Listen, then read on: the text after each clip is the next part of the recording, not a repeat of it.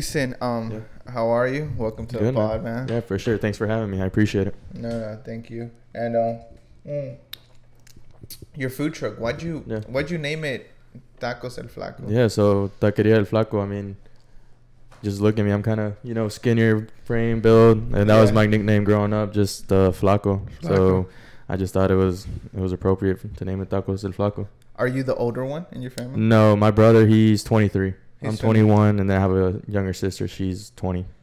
Then who kind of inspired the food truck, or like whose idea was it? My dad, he had a food truck like many years ago here in Charlotte. It started off in 2003. It was named Taqueria Los Tres Potrillos, and he just kind of started it for us. And just I brought back the idea when I was having my first son, and but yeah, mainly my dad. He was the one that started the whole taco truck idea, and just he kind of just was always involved in comercio and selling something, and just that's always what he kind of did. Was like the whole family involved before, or why did it become that you guys got involved? Is it because you guys got older, or? Yeah, for sure. Just being a kid, you would always see what your parents did. So my dad and mom were always involved in something with their truck or with selling, and just going to sleep as a kid, I would always see them working, waking up, and they were still working. So it's kind of just that idea. And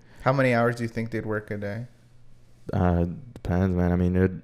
They mainly did type of weekend stuff. Oh, okay. But on the weekend, they were on the whole day. Yeah, 24/7 all day. And what's funny is that we kind of have some experience, because I don't know if you know, but my brother here, he started a food truck. Yeah. When was it? Like a year ago, or more than a year ago? It was like 2 years ago. Okay. I feel like we've also been involved in a lot of like projects, you would say, or been fortunate to do that, because I feel like definitely also a lot of people don't have that ability to be able to start up their business. It's either because of resources or just simply they don't have the time. Yeah. But I was luckily enough to start, but I didn't plan it well. Okay. I didn't really plan on how much time cooking really takes. Yeah, that takes a lot of time that you don't think. Same here, man. But I was kind of thrown into a situation where it was kind of like, it's either this or nothing. So I'm sticking with it, and thank God it's been going good. What was your other options, or were you just always inclined towards? Yeah, I've always been inclined to working for myself and doing something for myself. So Taqueria El Flaco was not the first thing that I did. I've done a lot of different other projects. I did like pressure washing. I've sold a pan de elote, anything that I could think of doing. It was hard, definitely, but I've also worked like 9 to 5s and stuff like that. So it's just, I'm kind of weighing out my options, and What are your thoughts running, or like what are your thoughts whenever you had like a normal job compared to when you were out selling pan de elote, you would say? Because I feel like they're both very distinct situations, but they're always both hard. Like pan de elote, it's kind of like embarrassing. Like, definitely, señora, ¿quieres? Just parked outside of Compadre Foods, slinging pan de elote. So like I was telling Gio, I was working a construction job. I was doing surveying, like aerial surveying with drones, and it was a fulfilling job. Learning all that stuff, and went to school for civil engineering. Didn't finish, but I went for a little bit. Once you finish, just didn't. It just really wasn't for me. I didn't feel myself as attentive as I should be in your class. Passion wasn't aligned there, right? No, and just working at that job for about a year and a half, just your thought process changes. Like how you were asking, like what's the thought process between like selling pan de elote or selling tacos or doing whatever, and compared to 9 to 5. I would definitely say it's more pressure when you're doing your own thing, because when you're out working for somebody else and you don't care, well, not necessarily they don't care, but it's not your business. Yeah, you're just I'm just there to simply get my paycheck and take care of my family, and then that's it. It's definitely a lot more stressful when you're out there doing what you want, just because you're putting yourself in that uncomfortable situation that you don't necessarily know what the outcome's going to be. Compared to a 9 to 5, you're going to get your paycheck, you're going to get this, you're going to get that, but when you work for yourself, it's either you go get it or it doesn't come. Yeah, because that you need results or you need results Yeah. when you're doing it by yourself. Yeah, exactly. I mean, working at my old job, I mean, I was a really good employee. I mean, I was always doing my tasks, completing my assignments on time, turning in projects, and because with drones and all that construction stuff, I mean, you have to have deadlines set for customers and clients. So we want to start building this year, and we got to finish at this date. So I need to have something done by this time. So I was always a really good employee. I mean, it was just not necessarily my passion, but I mean, I had to do what I had to do to get my bills paid. How did you transform? Because you mentioned that your dad had a taco truck before. Yeah. Who took on the leadership role of making Tacos El Flaco like the success, or like looking forward to that success? Because I feel like in a Hispanic household, like the family dynamic is one person has to take like a leadership role. Or definitely. It passes on to the sons. Like who in your family started taking that on? So after my dad stopped his taqueria Los Tres Potrillos, I mean, it was just kind of stagnant. Nobody really did anything. I mean, I've always, like I said, I always wanted to work for myself. Always had the idea of doing something related to food, whether it's a food truck or a restaurant or just something. And again, I've always wanted to do something for myself. But it wasn't until I, graduated high school, I moved back down to Charlotte, and then started working and trying to figure out life and figure out what to do, basically. So who became the leader? You did, or your older brother? No, I initially started up the idea with Taqueria El Flaco. Okay. And did you have like a budget? Like, did you explore that before? Who did you use as your resource to like? I mean, I had a budget in mind. Stuck to it as much as I can, but I mean, it was just as far as inspirations. I mean, I really just looked up to my dad and what he was doing. So the tacos are essentially like his recipes and my mom's recipes. So they passed down those recipes to me, helped me learn all that stuff, learn the process, learn the cooking times, all that stuff. So it's basically their tacos from years ago that we're bringing back. Whenever you start a business, like let's say with your brother or sisters, like in a Hispanic household, or I feel like within like the Hispanic community, sometimes we want to bring each other down. Yeah. How does that work with your family, like on the money management? Like, I mean, it's really, I feel like it's really complex, especially because like you live from like the truck, right? Like, that's my full-time job. That's your full-time job. That's my full-time job. Like how do you manage the money and make it not become a problem like within your family? Well, right now it's just me. My brother went back to school. He's going to UNC Charlotte to be a doctor. Oh, okay. So currently it's just me. He did help me start the truck. He had a ton of kitchen background. That was kind of what he learned. Did you design the whole kitchen? Or? Yeah. The whole kitchen, the truck, everything. Everything was essentially, I created it, and then he came on and helped me out. My mom and dad came and helped me out. So right now it's just me.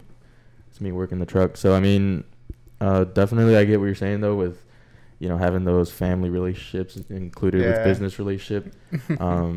But for the time that we were together, it was awesome. I mean, he has a vision for the business, and I have a vision for the business, and it's just we wanted to grow it and be the best that we can for Taqueria El Flaco for generations. Oh, okay, but you would say it's more like kind of like your projects. Yeah, definitely. Like your individual project. Yeah, this is Taqueria El Flaco is just me. Oh, okay. Yeah. How do you make? What would you say is like the difference between your tacos and everybody else's? I would definitely say that I mean starting a taco truck or starting something, you have to do your research and tasting everybody's tacos. And I mean there's definitely a lot of good tacos here in Charlotte, and there's a ton of them. There's just a lot of tacos. I would say the difference is like the quality of produce that we use, the quality of meat. Everything's fresh to order.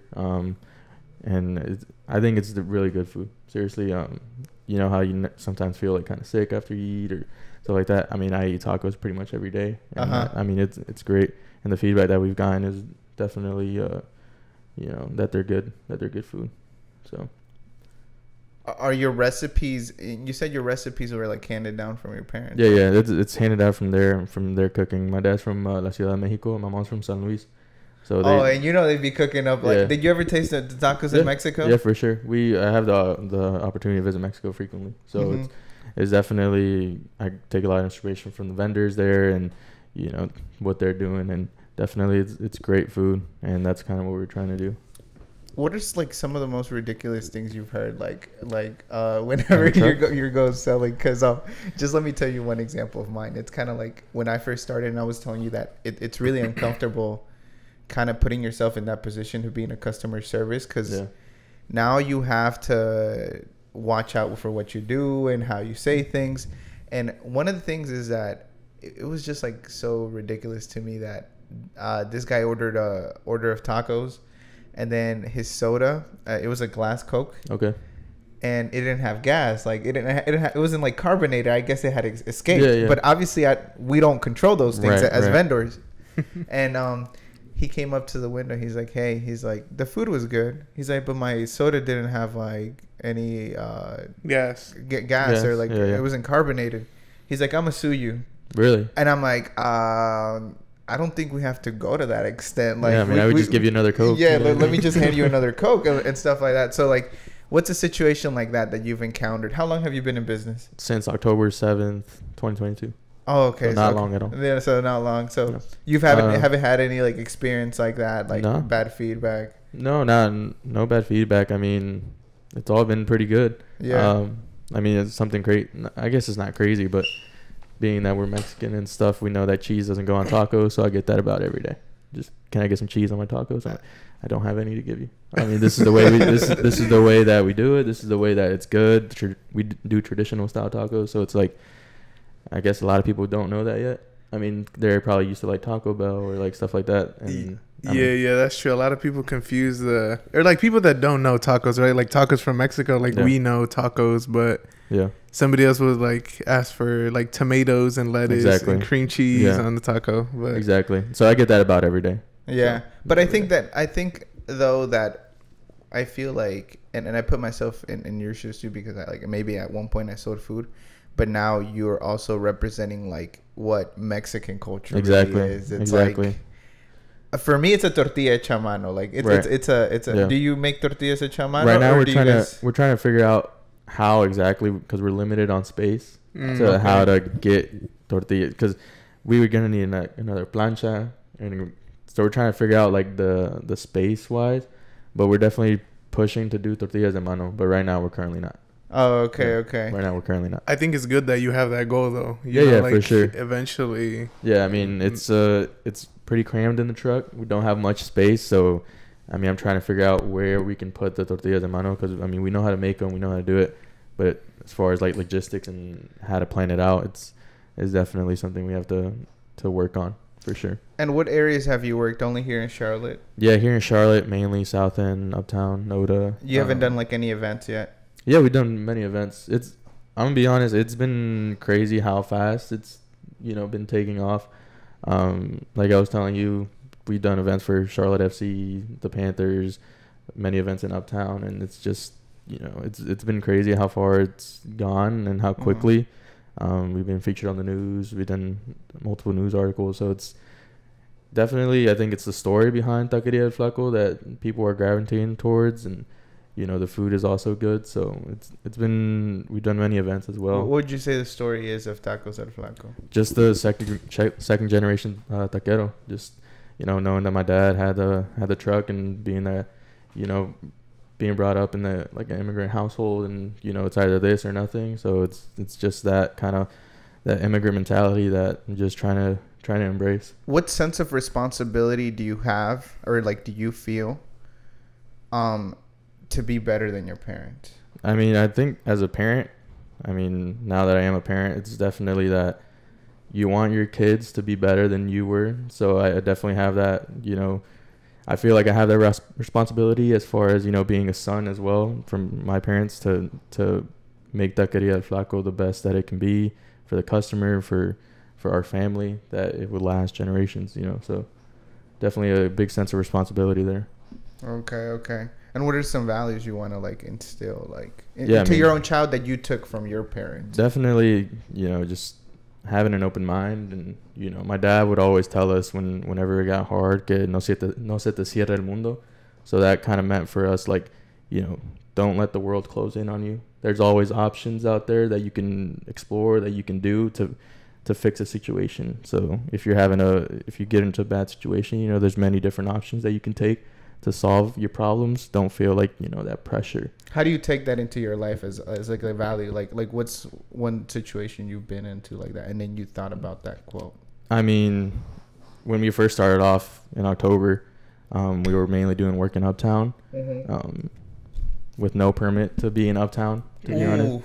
So yeah, and I think I do want to go into that. Yeah, for sure. Because I mean, it's the truth. So I mean, we were a fully legal business. We just didn't have a permit to be in Uptown. You have to have a special you have to have a special permit that you have to go through with the city of Charlotte to get a vendor application to vend in Uptown Charlotte.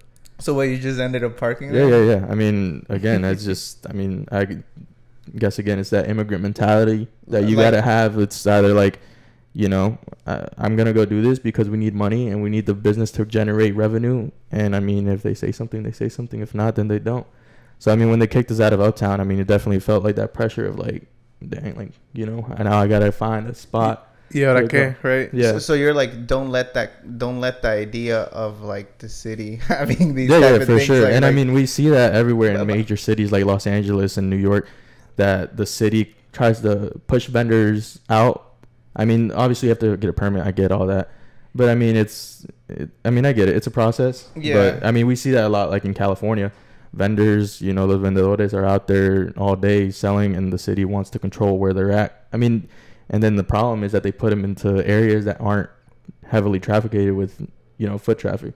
So what are they going to do? Yeah, they're not even going to generate enough money to cover anything. And then you're charging fees or anything like that. Obviously, nobody's going to be able to grow. And I mean, I've been fortunate enough to have the opportunity to get basically a state-of-the-art kitchen in a truck. A lot of vendors don't. I mean, they're selling on the road. They're selling with planchas al aire libre. So it's like, how are you going to force them to get papers when you know they're not going to get approval, you know? So it's kind of like, again, just having that mentality of, I'm going to do this because we need to generate revenue. We're a completely legal business. They can't say nothing. We have health records. We're approved. So it's like, they kick us out. So definitely when they kicked us out, it kind of felt that pressure, but thank God we've been able to. I think it's that battle of like what's right and what's necessary. Yeah. Because like, just like you said, what you said resonated with me like a lot. Like, it's like there is just no other way, that we just have to go out and look for our money. And I think we don't do it. I feel like Americans should see it like we don't do it with any type of malicious intent whenever we go out here and try to hustle, basically. You're out there trying to get it. You know? Literally, all the hours of work that it takes to make a taco, like that. I can't sell it to you for $1. No. Like, I have to sell it to you for this because, first of all, all my food expenses are high.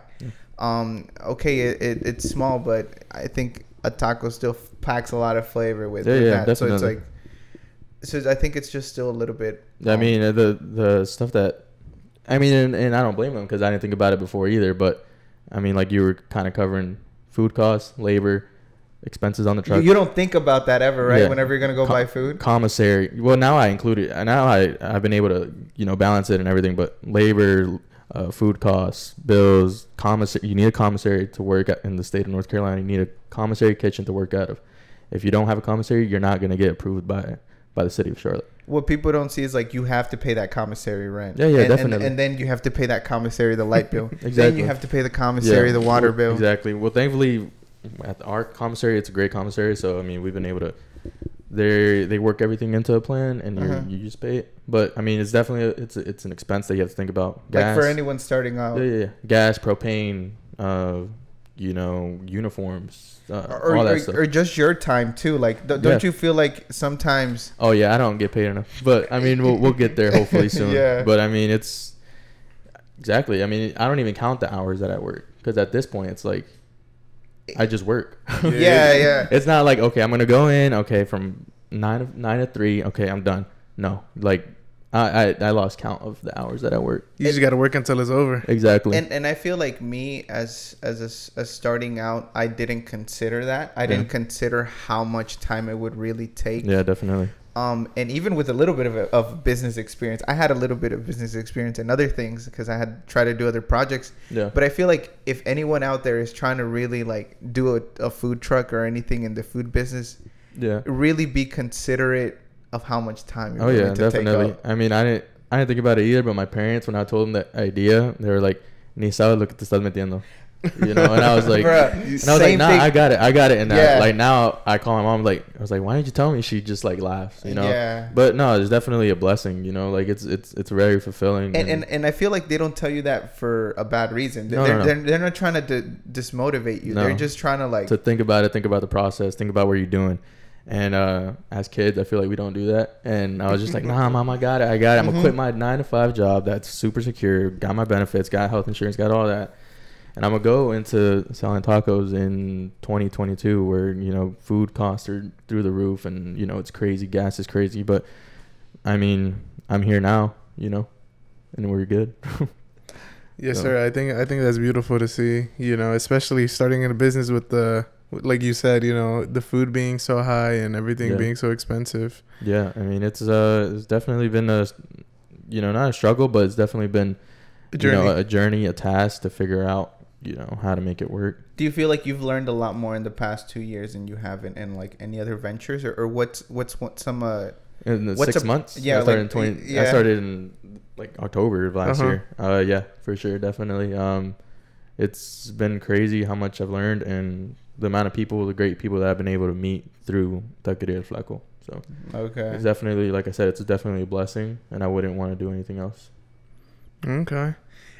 And you mentioned earlier that you just became a father, right? Yeah, man. Yeah, he was born March 1st. March 1st. Congratulations. Thanks, bro. How has that given you, like, what has having a child given you extra? You know what I'm saying? Whether it be like motivation or drive. It's definitely given me more of a sense of, you know, just responsibility. Like a sense of, you know, trying to learn who I am as a person. Mm-hmm. And I mean, when you guys texted me seeing if I can come on, I mean, I wanted to mainly come on because, I mean, I don't have a chance really to like think about stuff and like evaluate my life and stuff like that. Just always so busy. Mm-hmm. So I'm taking this, if you guys don't mind, as a like kind of therapy to like kind of, you know, think about what's going on exactly in my life, because it's been so fast that I don't have the chance to think about it. No, and I think that's a good way to think about it, because I feel like we already connect in a certain way because we're all Hispanic, obviously. Yeah. We're all second generation trying to do something, whether that is through food or through media. Yeah. What do you think? What are the tools that you've used to kind of find yourself, like other than your food truck? Because obviously business shapes you in a certain way. Like it builds you like resilient to all these type of stresses and stuff like that. But how do you handle it? Like in your personal life, I know that you're stressed. Definitely. You're stressed. But I feel like as a human too, you have to take into consideration how you're gonna be able to fix all these type of stresses, because this is what I tell every type of business person. It's like, I know it's stressful, but try not to like let it poison your blood that much, because stress really is a defining character to any type of sickness. Right. Like if you start getting stressed or over stressing things, it's like, how do you find that middle point?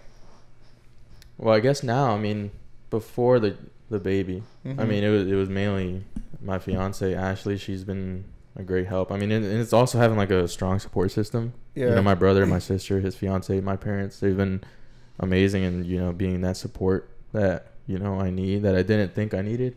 You know, why'd you think you didn't need it? I mean, that macho mentality. Just you know, like, I can do everything alone. I don't need anybody. But I mean, if anybody out there thinks they don't need anybody, you definitely do. Whether it's, you know, just like, if you don't have anybody family related, you know, because people have that, you know, they don't have the blessing of having their family. Before, I feel like I didn't need my brother. Like when I was younger, I felt like I didn't need my brother. For sure. But now, I mean, I can't imagine my life without, you know, my siblings or my family or how it is now. But I mean, if you don't feel like you have that, definitely reach out to, you know, a community and, you know, see if you can find that sense of family, because you definitely need it. Have you found support also within like the food business community? Yeah, definitely, man. It's been not only just in food, but, you know, like this podcast, you know, working with different people, or like, you know, just being able to connect with, you know, different individuals. Like it's a big community out there. Don't you feel a sense of energy? Yeah, definitely, man.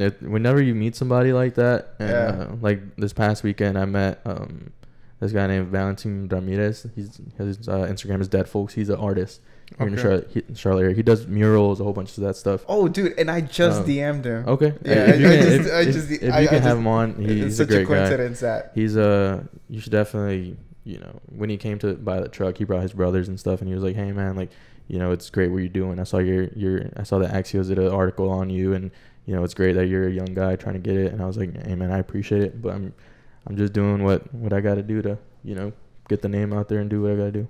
I think we do it without a sense of like we already know the responsibility of it, I think, within our family, but we don't know the sense of the responsibility also to the world that we have.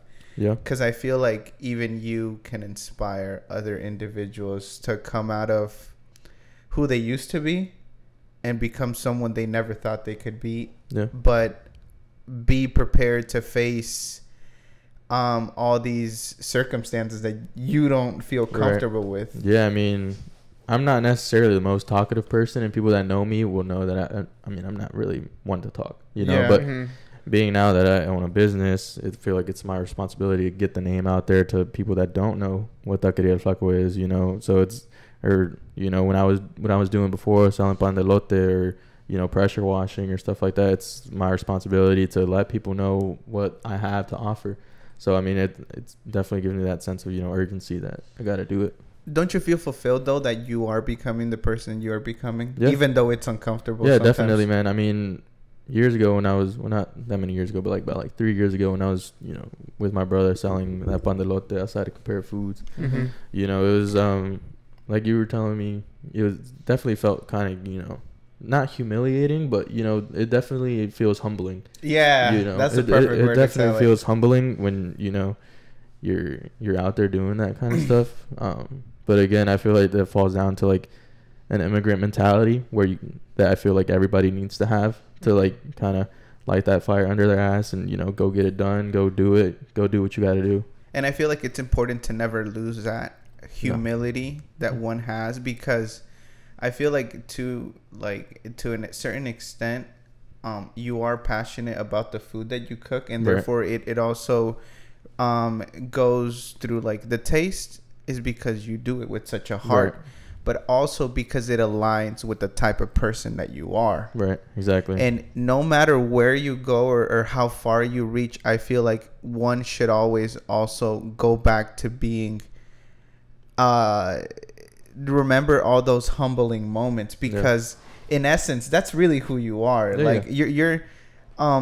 You're not you were never maybe thought yourself to be like such a top person, but now you are. But I think one should hold that with a sense of responsibility too. Yeah, definitely. I mean, I don't really think I'm shit, to be honest. Like I'm not. I mean, there's people out there that are doing way greater stuff than, you know, what I'm doing, but it definitely is fulfilling to know that the craft that I do, you know, people take in and they appreciate it. So that's what mainly drives me and to know doing what I do. I think you should take it like kind of like it starts with you though, because you are, it's like a puzzle. Yeah.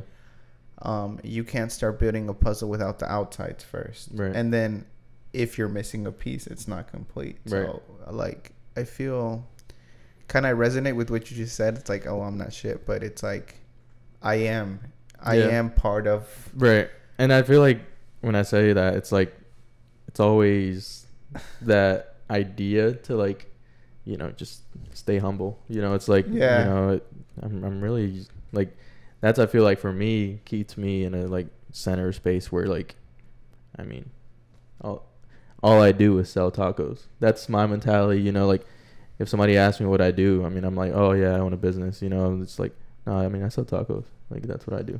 I have a food truck. Oh, okay. You say that like kind of like to say it in like in a humble way. Yeah. Because like But I feel like too, though, you are starting a mark. Yeah, I've heard that a lot. Like, know where you're going, but also remember where you came from. Right. You know what I'm saying?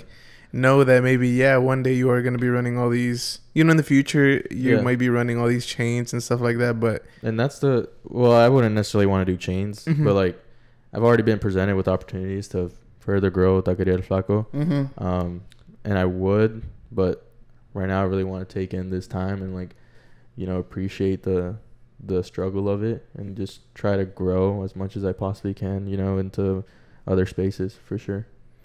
So definitely, just like you were saying, got to remember where you come from. Yeah, for sure. I mean, because I remember, I bet you remember, those times where you were out there selling that you said pan de elote, right? Yeah. So yeah, I mean it was definitely humbling, but it was an experience that I would want to keep forever for sure. But yeah, I think I want to go into this topic of like why. One of the concerns I feel from consumers is say like that tacos are expensive, or like we start finding out about all these expenses when we do start owning a business, because like it's different from selling food in your house. Like you can make a mole and arroz and sell it at your house, but whenever you do have a business, you are what's the word? You have all these expenses in the background that you don't consider, but a lot of people don't consider that you have to put into your pricing. I mean, and I feel like, I don't say this for everyone, but I feel like whenever Hispanics start seeing that other Hispanics are charging more because they have a store, they feel like, oh, he wants to charge more now because he has a store. No, I mean, but it's just, you got to pay rent. You have to do taxes. Yeah, I don't think that's the case, because like with a business, first of all, anything that you make, it's taxable, first of all. A bottle of water, you got to tax it. So yeah, and even with all the technology today, there is no way to like do anything more ingenious. No, I mean, like you were saying, technology nowadays, I mean, I have a POS system that tracks everything, and I have to report it. So it's not like I can, play with it, the system. But because I feel like there's always two ways to do things. I'm not saying I do anything, but, but like I feel like there's always two ways to do things, and if we could do it in an efficient way and also be able to pay less taxes, I feel like it'd be beneficial also to the business person to do it. But with all the systems that we have today, it's like I mean, and not only taxes, like going back to being kicked out of Uptown, you have to have a permit. Thank God we have the permit now, but I mean, back then it was kind of like, I don't have time to get a permit, I need to do this now. So it's like yeah. How are the events like what do you feel in those events whenever you're like packed with like 100 customers, or like I mean, how long do lines extend? What do you feel whenever you're like I mean, it's in the rush of the moment? Doesn't time feel like no pasa? I mean, it runs by. I mean, we were doing an event for Uptown for their New Year's Eve party, and I mean, that was crazy. I mean, just looking out there, peeking out the window, and because I mean, you have your back turned around, so you don't really look. I mean, we try to do this thing where it's like, okay, we have a line, just to like, the person on cash calls out like, we have a line, just so we, kind of know like where we're at, Kind of gotta hustle, right? Yeah, exactly. Yeah. So like one time, Kayla, which is my fiance's sister, she helps us out. She was like, hey, we have a line. I looked back, and it was just like it was just crazy. And I was you like, couldn't see the end of it. I couldn't see the end of it, and I was like, how? What'd you feel? I just felt like we're not going to be able to do this, but thankfully, thank God we were able to do it and got it out. But I mean, it's even harder when the lines are so long and it doesn't stop. It's just constant. I mean, to the point where it's like sold out, and it's like, okay, well, like, I guess now we're done. We don't have any more food to give. But wouldn't you say that, like, whenever you're in the food business, it's important how fast you're selling food, right? Yeah, definitely. You have to get that. You have to find out how fast you can sell food to keep that quality there, to get as many customers as possible, because at the end of the day, it is a business, so you have to generate revenue. So learning how to cook quickly but keep that quality there, especially with events like those big, those big events, you got to take advantage and of how many people are there, and try to get as many as them through your business, and in and out, so that way you can generate the most revenue. So yeah, it's definitely an art form for sure. Yeah, I feel like, you know, like thinking back on my experiences, seeing a bunch of people there was a little scary. Yeah. But I feel like at the end of the day, you can't feel anything but grateful because at least you have customers. Exactly. Yeah, I mean, there's been times where like I pull up and there's already like a ton of people, and I'm like we haven't even set up, and it's like, you know, I'm an hour early, and it's like, okay, well, dang, you know. People knocking on the door like, yo, what time you opening up? I'm like, yo, like 5 minutes. No, 5 minutes. And they're not just normal. They're like drunk and exactly, stuff like that, right? Yeah, especially at nighttime. I mean, you pull up and people are like knocking on your window like, yo, get us out. And I'm like, 5 minutes. So it's like you were saying, it definitely brings that sense of gratitude. That's like, okay, well, like, you know, at least we have people that are, you know, wanted to support the business for sure. Yeah. Did you feel like you said you do have a good support system, but like, did your outside family like feel supportive too? Like, would they always go to your events? Oh, definitely, man. I mean, my parents live in Kansas now, so they drove when I opened up Taqueria del Flaco. They drove all the way from Kansas overnight to be at the opening. How many miles is that, bro? It's like 24 hours. Like it's a drive. Damn. Sure. So I mean, just that alone, and you know, my brother and his fiance just helping out. Like his fiance helps out a ton in the beginning. You know, just having a strong support system is definitely strong. My sister helped out a ton, so it's definitely it's easier when you have that support system. But I mean, yeah. Yeah, because I mean, like with me, I feel like my family supports me, yeah, but I feel like when I do certain things, they're just kind of like back offish, or like they don't want to spend the money. But I'm like, I don't think it should be about money. I think it should just be about time and being there. Yeah, yeah, exactly. Yeah. Like if you're there for me, that's worth a lot more to me at the end, and it'll go a longer way to help me than you actually offering to buy 100 of my tacos. Right. Like just be there for me and help me chase my dreams and I'm really glad though that you have a good support system. Yeah, I would definitely think that's number one for sure. Just having somebody there. That's that will go a long way. Just, I mean, it's lonely. I mean, even now with a strong support system, like there's times where it's just lonely. It's like, you know, 3 a.m. and you're still out there, and it's like, okay, like, you know, and what time is it? And then you check and it's 4:00, and then okay, like. And then you gotta start early tomorrow again. Exactly. As a husband now, as a man, as a father, what type of qualities do you wish you have? Like, what qualities are you training? Like, going back to like, kind of like finding yourself. Mm-hmm. What do you think are some of the most important things in your arsenal, you would say, that you have or have been training? Yeah, I mean, just being honest definitely that goes a long way, and just being, you know, as far as you were saying, like a husband, just being supportive in what she wants to do, being you know, open and willing to be there, because you know, 9 times out of 10 that's what she wants, is just somebody to be there.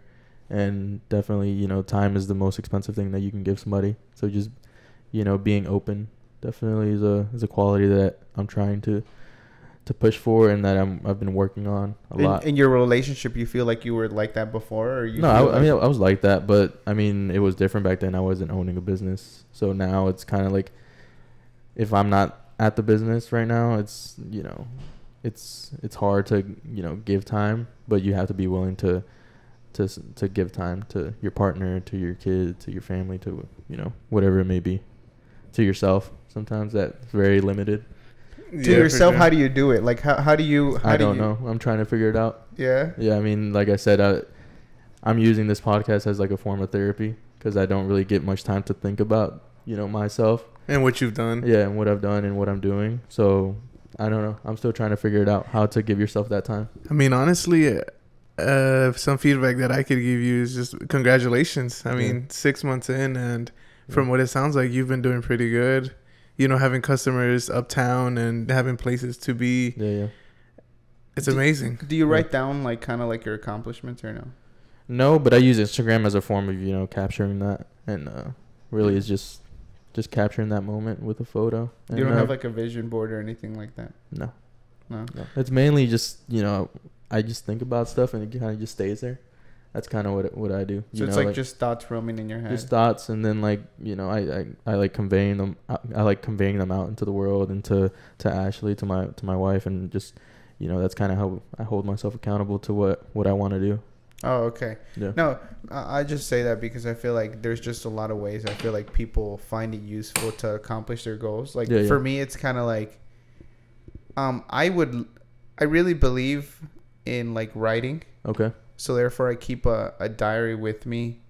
I don't know what time you wake up, but I try to wake up an hour before everyone. So if everybody wakes up at 5 or 6, then I'll be up by 4. Okay. And that kind of like loneliness, like whenever you wake up before everyone, it's kind of like you're just alone with yourself. Right. Yeah. Before I would like to be up like before everybody. Yeah. But now it's kind of really hard because I'm mainly like exhausted or tired. So like in the kitchen, I just usually. What time do you go to sleep? It depends. I mean, on the weekend, it's not till like 6 in the morning, or like during the week, it's like 12, 1 a.m. Yeah, no, I just say like my brother says damn too because like I remember those moments when we would literally sleep like for 3 hours. Yeah, for 4 sure. 4 hours. I mean, especially now with the baby, it's gonna be a journey for sure. How do you take that in though? I'm excited, man. I'm excited. Okay. I'm really excited to get back into the groove of things. I took a little break. We're gonna be back out Friday and Saturday, so just excited to get back into the groove of things, see how things are gonna work out. Man, that's but yeah. Friday and Saturday. This video should be out on Wednesday, so if you're watching this video and you have nothing to do on Friday or Saturday, definitely go check them out. Friday, we're going to be at Noda Brewing for their Food Truck Friday, so it's going to be chill. It's going to be a great time, 5 to 9 p.m. 5 to 9? Yeah, there's going to be different trucks there from our commissary, from our kitchen. 5 to 9, at Noda Brewing, North End. I might have to go check it out for real. Come check it out, man. And then Saturday, we're going to be at a football game for a high school. I need to remember what high school, but I have it written down. But yeah, but Friday, come through for sure. Pull up. Yeah, but definitely like going back to what you were saying, like waking up an hour before somebody. I would always do that kind of when I was, before the business, before everything. I would always love to wake up, early because I had a normal routine, but like early and just think about stuff, read maybe. But now I kind of do that in the kitchen. Kind of in the kitchen. Well, I'm prepping or getting ready or something like that. What books do you used to read?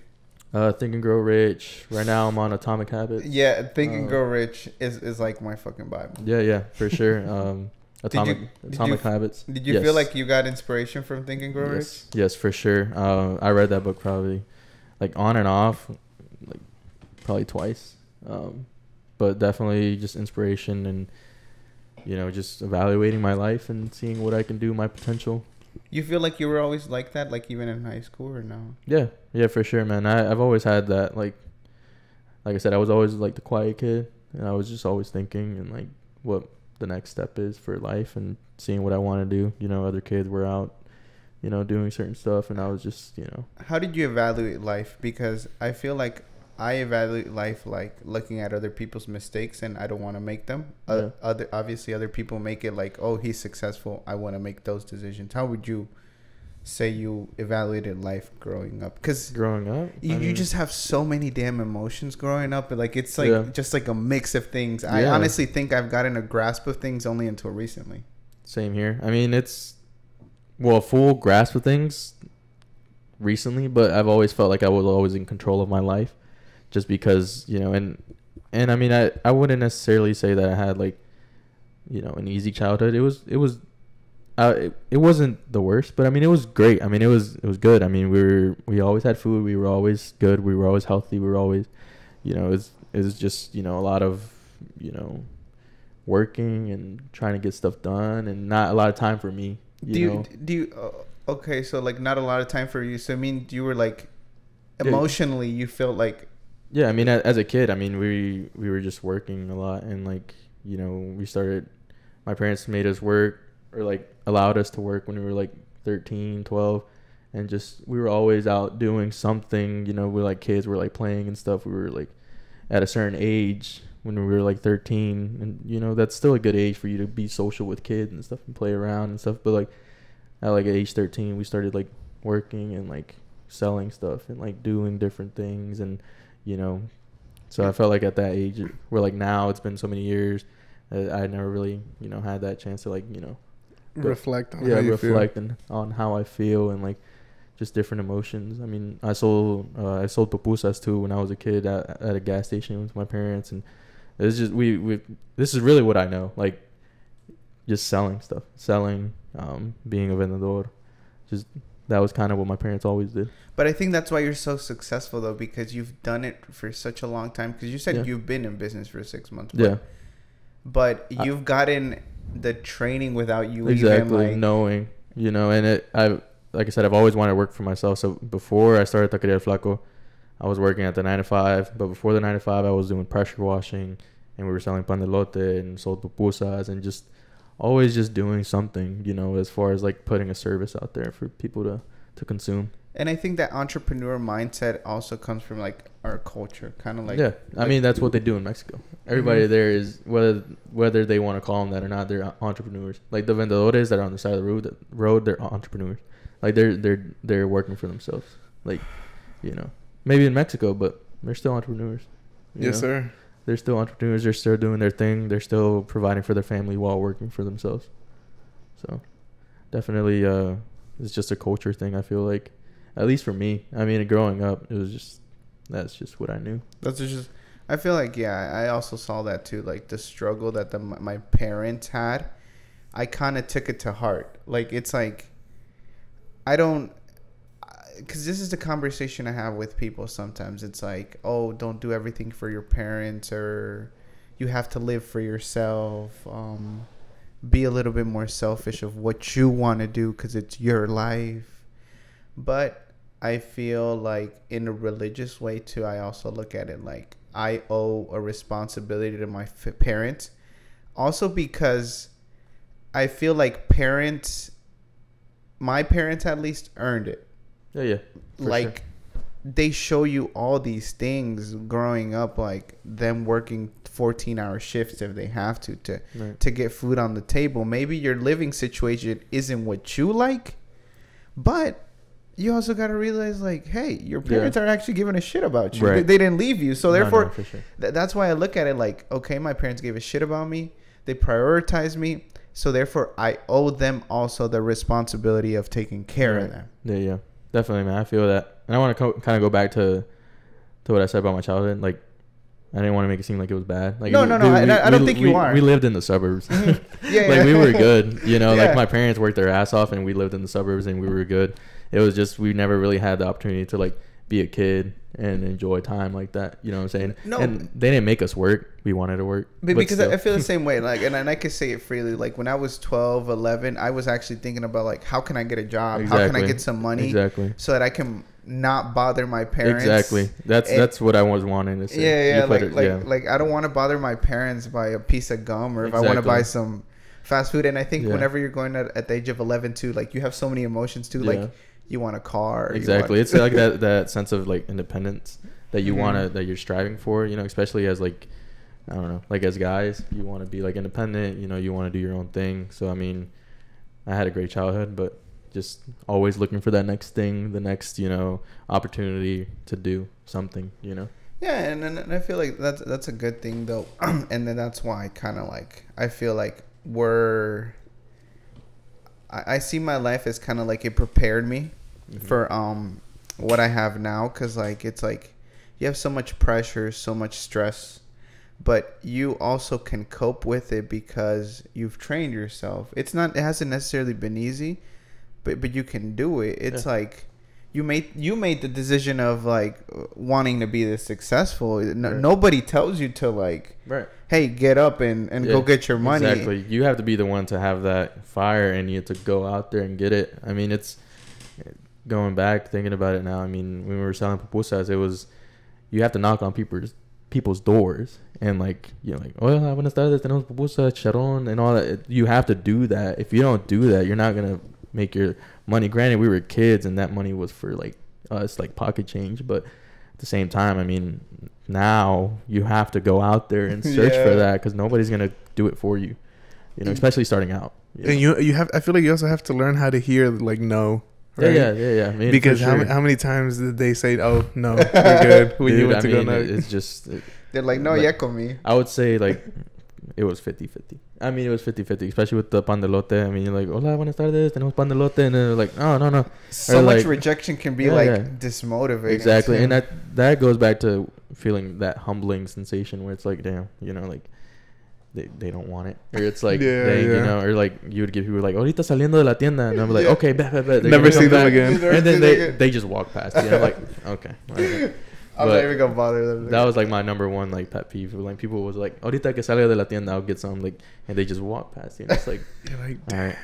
You know, I was already. That's me too. I'd be like, yeah, cuando salga. Then I'd be like, I don't got cash. I'm sorry. Yeah. Now, like, if I ever see somebody like that, I mean, I try to support as much as I can. I mean, just because it brings me back, because it's like, you know, that used to be me.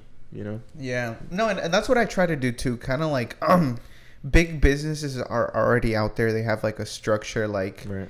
Starbucks, if they sell another coffee, it won't even make a difference because like they already have lines of people lining up for them and pictures waiting on Instagram to be uploaded. Exactly. Like, but we don't have that same support system for like small food vendors, or whenever my tia puts up a supermarket over there, like a small supermercado in the corner, they're not gonna go support her. No. Like.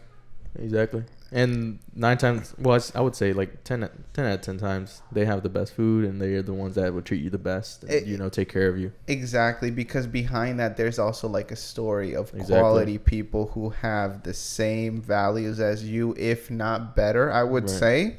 Like, they know struggles. They're not going to try to overcharge you. They're not... They're trying to make money, but they're trying to make a living. Yeah, too. Honestly. You know, like make a living honestly, and, you know, take care of their families.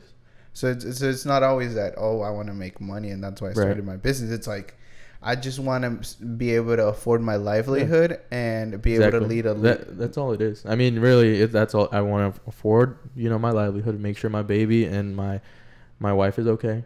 And obviously it's a business, so it generates some revenue. But, you know, as far as I can take it, you know, like I said, I'm trying to grow Tacos del Flaco into something else, you know, something bigger, continue to grow. But I mean, at the same time, it's, you know, I'm telling you, write down what you want to be, and therefore, because like I see it this way, it's like whenever you write down what you want to be, you start learning about, you don't start thinking about thoughts about how you can't do it. You start thinking about thoughts about how you can do it. Like you start, I feel like in this world, or I talk about a lot of the universe, it's kind of like, it's just like connections. That you just have to find the right connection. Everything that ever was and everything that ever is already exists. You just simply have to bring it into your mind. I truly believe that. I think I'm trying to remember the name of it, like that concept. There's a name for it. I'm trying to remember. But it's kind of on the same path where it's like you have to speak it into existence in order for something to happen, and that's kind of what I do. Because I had a vision board and everything, but it just never really helped me much. So when I started like putting stuff out there, like how we're doing now, or like talking to an individual, or like, you know, that kind of that held me accountable to doing what I want to do, and just that's kind of. And you bring up a good point though, because I feel like there is also like kind of like the side of spiritualism and kind of like your belief in yourself, but also the expectation and the action. Like the action, obviously it's going to weigh more, but also the spiritualism gets you to that point of having the courage to do the action. Because when you do something like that, where you take a leap of faith, you know, it's definitely a spiritual connection there. Like, you know, you definitely have to have, you know, you definitely have to be right with yourself in order to do something like that. Because if you're not, it's definitely going to, you know, not that you're gonna fail, but it's might be a little harder, you know. And I feel like you know more about yourself than you actually like give yourself credit for, though. I think so too, but it's just, I don't know. And that's why I find podcasts so kind of like interesting, because through conversation, it's kind of like you're having a therapy session, but I'm not telling you what to say. It's kind of like you already have it in the back of your mind. You're just simply speaking it into existence. And that's why I wanted to come on here, man. And again, I appreciate the opportunity, because I don't really get the chance to talk to people that much. I mean, granted, it's on the truck or the business. It's like it's mainly like business, you know. Yeah. So it's like, you know, talking to a customer, like, oh, thank you, you know, ask them how their day was, and we just talk for a little bit, but it's never like on a real, how do you feel, or what has this brought you and stuff like that, right? So yeah, I mean, yeah. And I feel like through that conversation that we're having now, it kind of like re-energizes us. Makes us a little bit more knowledgeable. Maybe you told me something that I didn't know. Right. And through our conversation, somebody out there will find some type of connection within us too. So, yeah.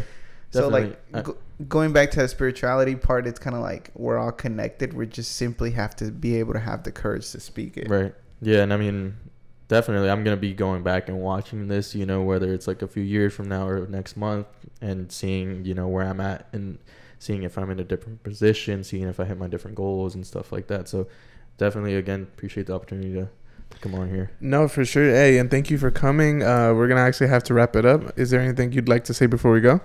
No, I mean, just to anybody out there that has supported Taqueria El Flaco, me and my family really do appreciate it. And if you don't have anything to do on Friday, just come see us on for Food Truck Friday at Noda Brewing, North End.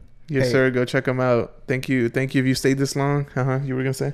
No, I said if I check them out, I'm going to try to be brutally honest. Yeah. I would appreciate it. For sure. Hey, thank you for coming again. Yeah, man. Thank you. We'll see y'all.